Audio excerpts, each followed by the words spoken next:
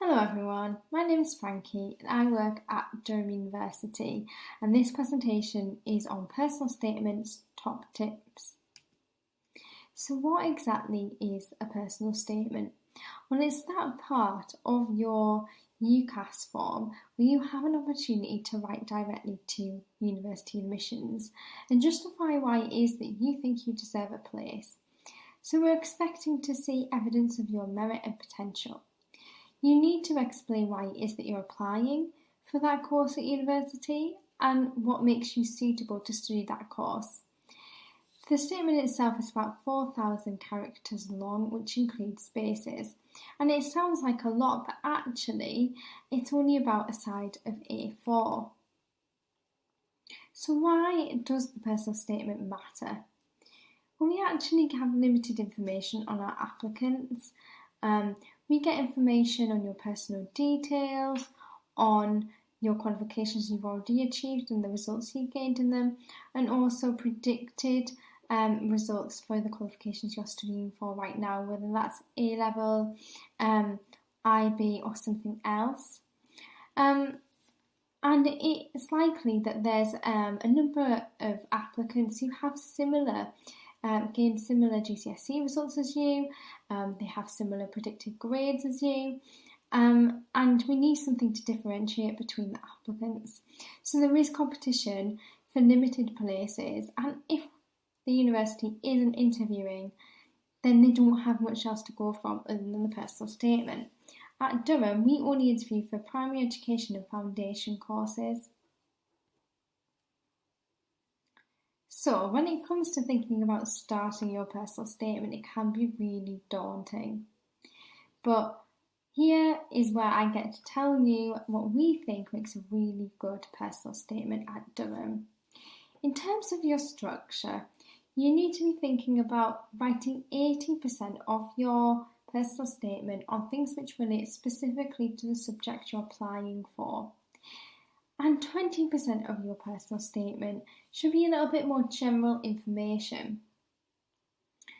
First of all, you will need to answer the question why you want to study that subject. Here, we need you to tell us what it is that interests you about that subject, and in particular, what interests you the most and why. We're looking in the section for evidence of critical engagement. And what that means is that you're going to take a bit of the subject matter, reflect on it and perhaps evaluate it. So for example, you might have read something really interesting about that subject area.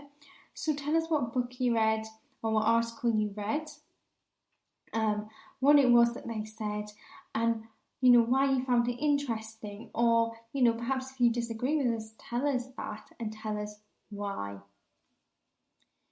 The second section of your personal statement is a little bit more meaty. It's where you're going to tell us what skills you have and how you gained them and why you need those skills to study that course at university. So you need to be providing evidence of these skills, whether that's through wider reading, work experience, voluntary work, doing an EPQ, maybe you've watched a documentary, listened to a podcast, or even attended a webinar or guest lecture somewhere. And for each thing, it's not just writing a list, but it's actually explaining what skill you gained and linking that through to why you need that skill for studying that subject at university. And then finally, tell us about your interests outside of academia. We want to see that you're a well-rounded person. So what extracurricular activities are you involved with? What are your hobbies, leisure activities? Have you been given an award, or have you achieved something recently that is noteworthy? Do you have any specific responsibilities? Tell us about that, and tell us what you're going to bring to the university community. We have something at Durham which is called the Durham Substitute Personal Statement, and this can be quite useful if you are applying for a course at Durham which is different to your other choices. It gives you the opportunity to directly submit a personal statement to Durham in a Word document which is separate to the UCAS personal statement.